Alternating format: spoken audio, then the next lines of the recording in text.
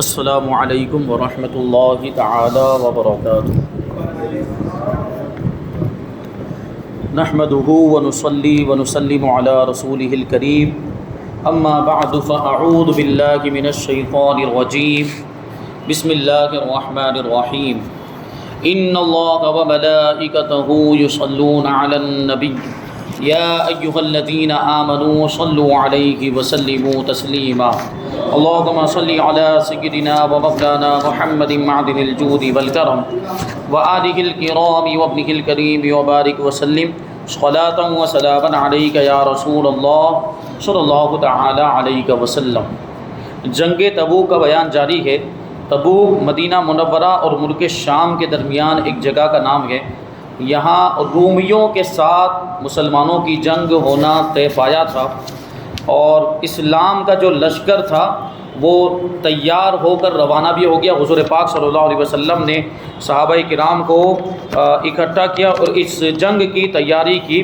اور حضور پاک صلی اللہ علیہ وسلم وہاں پہنچ بھی گئے، اور اس کے تعلق سے کچھ واقعات سفر میں جو پیش آئے تھے وہ بیان کیے گئے۔ اور یہ جو جنگ کا موقع تھا، یہ ایسے زمانے میں یہ جنگ پیش آئی تھی کہ جو قحط سالی کا زمانہ تھا، اور اس میں کس طریقے سے صحابہ کرام نے امداد کی اور لشکر اسلام کے لیے سامان یہ مہیا کیا، ہتھیاروں کو مہیا کیا، اور جانوروں کی ضرورت تھی، اسی طرح جو مجاہدین کے لیے جو بھی ساز و سامان ضروری ہوتا ہے وہ سب مہیا کیا۔ اب یہاں سے روانہ ہوئے تو اس کے تعلق سے یہاں پر یہ بات عرض کی گئی تھی کہ راستے میں مدینہ منورہ سے تبوک کی طرف جاتے ہوئے راستے میں بہت سارے معجزات کا بھی ظہور ہوا تھا۔ ان معجزات کو یہاں سے بیان کرتے ہیں کہ حضور صلی اللہ علیہ وسلم نے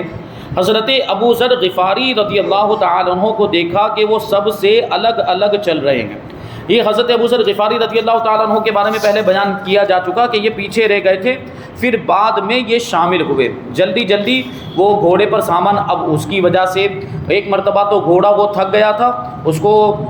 تیار کر کے لائے تھے، پھر راستے میں پھر تھک گیا، تو اس گھوڑے کو وہیں پر چھوڑ کر حضرت ابو ذر غفاری رضی اللہ تعالیٰ عنہ اپنا سارا سامان خود ہی اٹھاتے ہوئے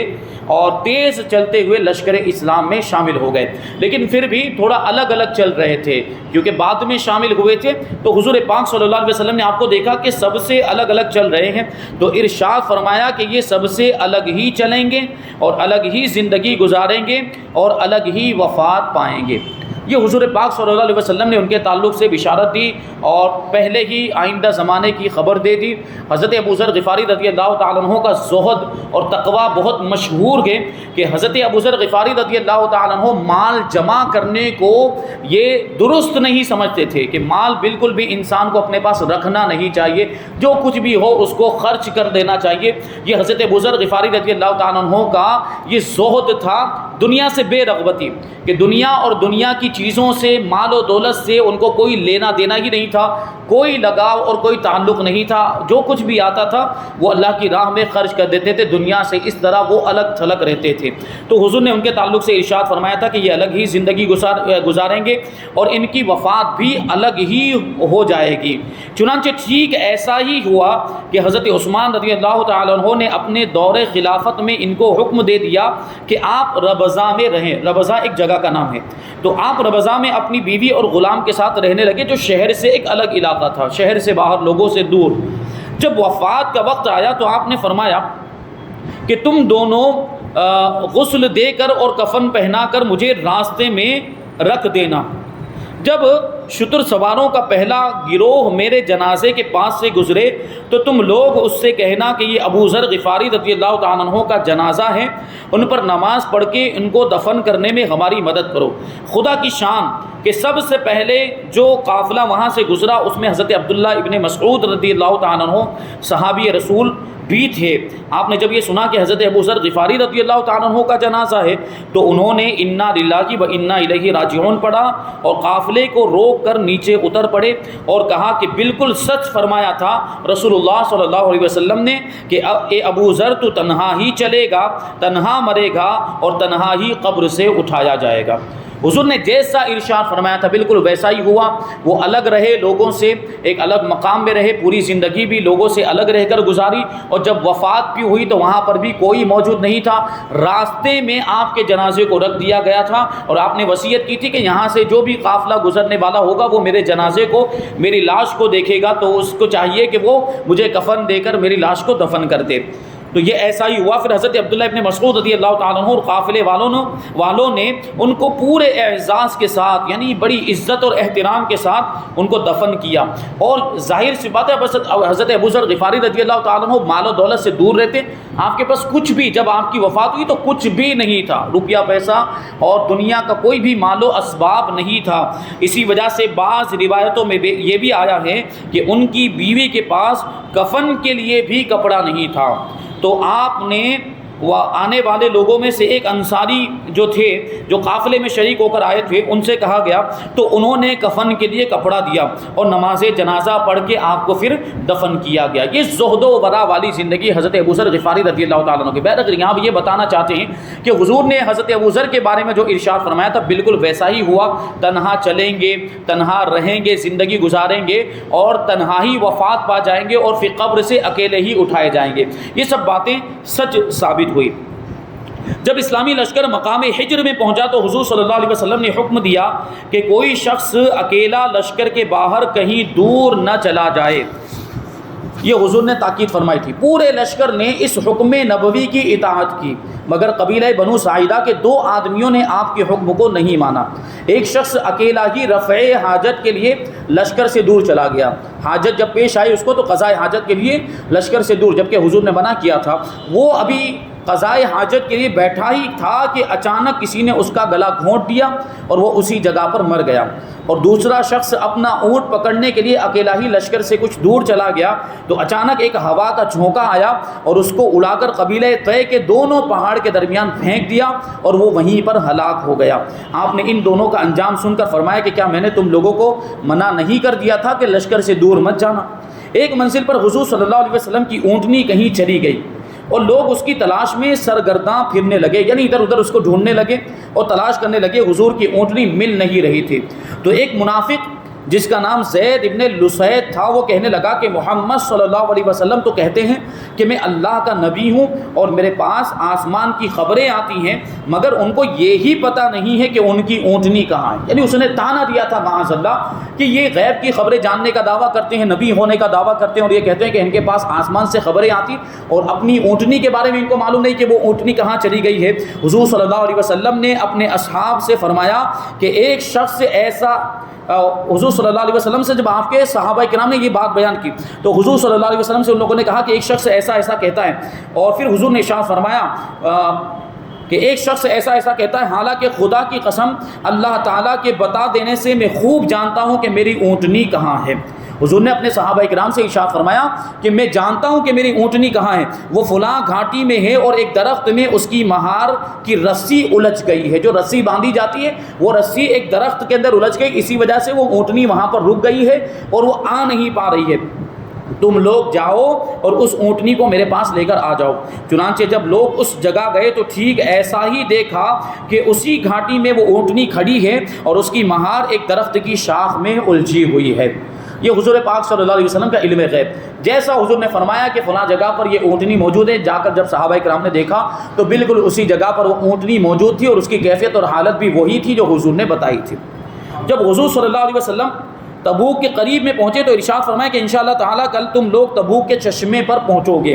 اور سورج بلند ہونے کے بعد پہنچو گے، لیکن کوئی شخص وہاں پہنچے تو پانی کو ہاتھ نہ لگائے، یعنی اس چشمے کا جو پانی ہے وہ نہ پیے. رسول اللہ صلی اللہ علیہ وسلم جب وہاں پہنچے تو جوتے کے تسمے کے برابر اس میں ایک پانی کی دھار بہہ رہی تھی، یعنی بہت ہی معمولی سا پانی اس میں سے نکل رہا تھا. جوتے کا تسمہ یعنی جس سے جوتا باندھا جاتا ہے وہ اتنا جو ہے کہ وہ اس میں سے دھار بہہ رہی تھی پانی کی، وہ چشمے کے اندر سے. آپ نے اس میں سے تھوڑا پانی منگوا کر ہاتھ منہ دھویا اور اس پانی میں کلی فرمائی، پھر حکم دیا کہ اس پانی کو چشمے میں اونڈیل دو. لوگوں نے جب اس پانی کو چشمے میں ڈالا تو چشمے سے زوردار پانی کی موٹی دھار بہنے لگی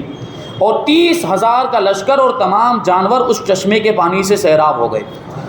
یعنی وہی چشمہ کہ جس میں پہلے سے ہلکی سی باریک جو دھار بہ رہی تھی، جب حضور کا جب لعاب ملا ہوا پانی اس میں ڈالا گیا تو پھر وہ چشمے کی دھار جو تھی وہ زوردار انداز پہ بہنے لگ گئی۔ حضور اقدس صلی اللہ علیہ وسلم نے تبوک میں پہنچ کر لشکر کو پڑاؤ کا حکم دیا، مگر دور دور تک رومی لشکروں کا کوئی پتہ نہیں چلا۔ واقعہ یہ ہوا کہ جب رومیوں کے جاسوسوں نے قیصر کو خبر دی کہ رسول خدا صلی اللہ علیہ وسلم 30,000 کا لشکر لے کر تبوک میں آ رہے ہیں، تو رومیوں پر اس قدر ہیبت چھا گئی کہ وہ جنگ سے ہمت ہار گئے اور اپنے گھروں سے باہر نہ نکل سکے۔ رسول اللہ صلی اللہ علیہ وسلم نے 20 دن تبوک میں قیام فرمایا اور اطراف و جوانب میں افواج الہی کا جلال دکھا کر، یعنی وہ جنگ جو فوج لے کر گئے تھے وہ آس پاس کے علاقوں میں لے کر گھومے تاکہ لوگوں کو اسلام کے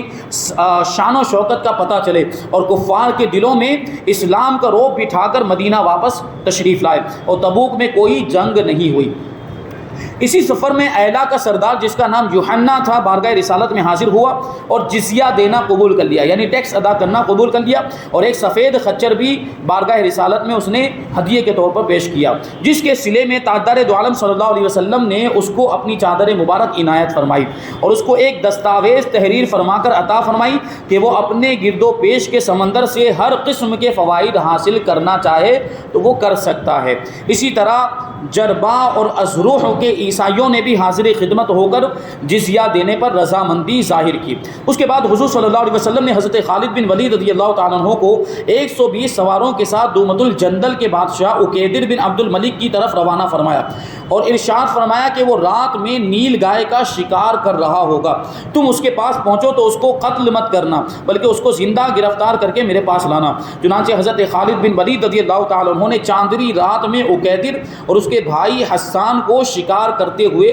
پا لیا۔ حسان نے چونکہ حضرت خالد بن ولید رضی اللہ تعالیٰ عنہ سے جنگ شروع کر دی، اس لیے آپ نے اس کو تو قتل کر دیا مگر عقیدر کو آپ نے گرفتار کر لیا اور اس شرط پر اس کو رہا کیا کہ وہ مدینہ منورہ بارگاہ اقدس میں حاضر ہو کر صلح کر لے۔ چنانچہ وہ مدینہ آیا اور حضور صلی اللہ علیہ وسلم نے اس کو امان عطا فرما دی۔ اور اس غزوے میں جو لوگ غیر حاضر رہے ان میں اکثر منافقین تھے۔ جب حضور صلی اللہ علیہ وسلم تبوک سے مدینہ واپس لوٹے اور مسجد نبوی میں نزول اجلال فرمایا تو منافقین قسمیں کھا کھا کر اپنا عذر بیان کرنے لگے، یعنی بہانے پیش کرنے لگے کہ اس وجہ سے ہم نہ آ سکے، ہمیں یہ کام آ گیا تھا، گھر بار کی وجہ سے، کاروبار کی وجہ سے، یہ بہانے کرنے لگے۔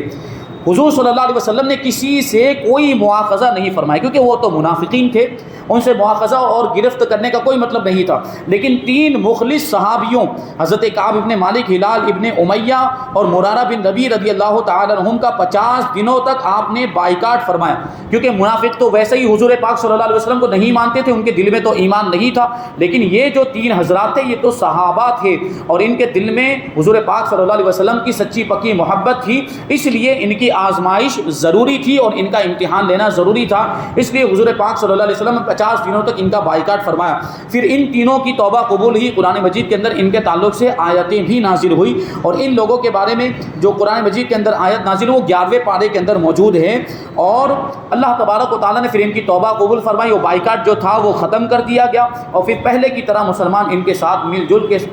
رہنے لگ گئے اور سلام کلام جو بھی بند ہو گیا تھا معاملات وہ سب پھر سے جاری ہو گئے۔ جب حضور صلی اللہ علیہ وسلم مدینے کے قریب پہنچے اور احد پہاڑ کو دیکھا تو فرمایا کہ ھذا احد جبل یحبنا ونحبہ، یہ احد ہے، یہ ایسا پہاڑ ہے کہ ہم سے محبت کرتا ہے اور ہم اس سے محبت کرتے ہیں۔ جب آپ نے مدینے کی سرزمین میں قدم رکھا تو عورتیں، بچے اور لونڈی غلام سب استقبال کے لیے نکل پڑے اور استقبالیہ نظمیں پڑھنے لگے، اشعار پڑھنے لگے۔ آپ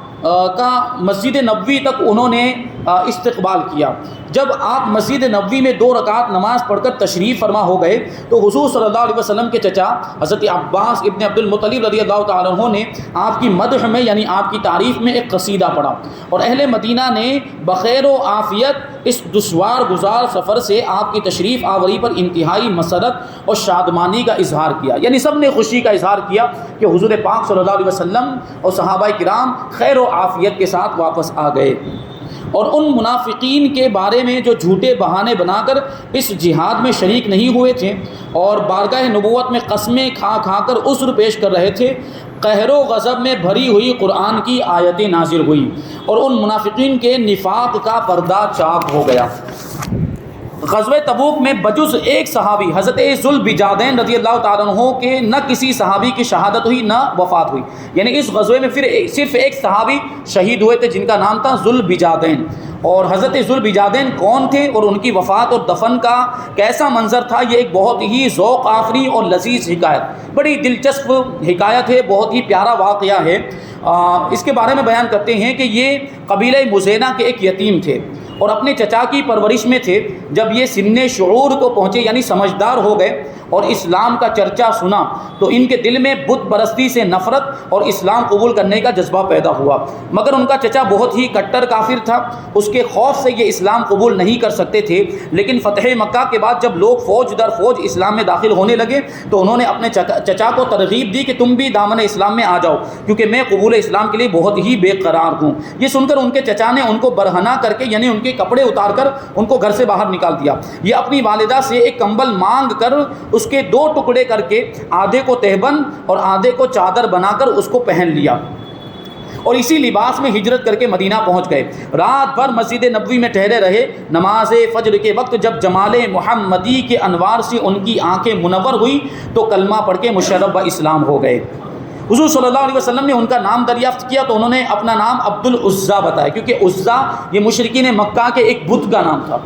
ان کی ایک ان کا ایک باطل معبود جو خدا تھا جس کی وہ پوجا کیا کرتے تھے، تو اس کی طرف یہ نسبت کر کے ان کا نام رکھا گیا تھا عبد العزیٰ یعنی عزیٰ کا بندہ۔ آپ نے فرمایا کہ آج سے تمہارا نام عبداللہ ہے اور لقب ذوالبجادین ہے یعنی 2 کمبلوں والا، کیونکہ آپ نے اپنی والدہ سے وہ کمبل لیا تو کمبل کے 2 ٹکڑے کیے تھے، ایک ٹکڑے کو اوپر لپیٹ لیا تھا اور ایک کو لنگی کے طور پر پہن لیا تھا تہبند کے طور پر، اس لیے حضور نے آپ کو لقب عطا فرمایا 2 کمبلوں والا یعنی ذوالبجادین۔ یہ شرف اور سعادت ایسے صحابی کو ملی۔ حضور صلی اللہ علیہ وسلم ان پر بہت کرم فرماتے تھے اور یہ مسجد نبوی میں اصحاب صفہ کی جماعت کے ساتھ رہنے لگے اور نہایت بلند آواز سے ذوق و شوق کے ساتھ قرآن مجید پڑھا کرتے تھے۔ جب حضور صلی اللہ علیہ وسلم جنگ تبوک کے لیے روانہ ہوئے تو یہ بھی مجاہدین میں شامل ہو کر چل پڑے اور بڑے ہی ذوق و شوق اور انتہائی اشتیاق کے ساتھ درخواست کی کہ یا رسول اللہ صلی اللہ تعالیٰ علیہ وسلم دعا فرمائیں کہ مجھے خدا کی راہ میں شہادت نصیب ہو جائے۔ آپ نے فرمایا کہ تم کسی درخت کی چھال لے کر آؤ۔